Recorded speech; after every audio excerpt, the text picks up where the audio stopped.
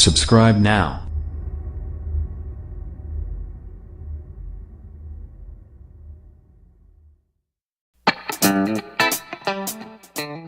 Nokia 8 smartphone was launched in August 2017. The phone comes with a 5.30-inch touchscreen display with a resolution of 1440 pixels by 2560 pixels at a PPI of 554 pixels per inch. Nokia 8 price in India starts from Rs. 32,799. The Nokia 8 is powered by 1.8 GHz octa-core Qualcomm Snapdragon 835 processor and it comes with 4 GB of RAM.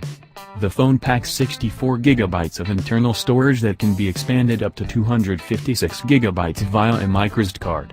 As far as the cameras are concerned, the Nokia 8 packs a 13-megapixel primary camera on the rear and a 13-megapixel front shooter for selfies.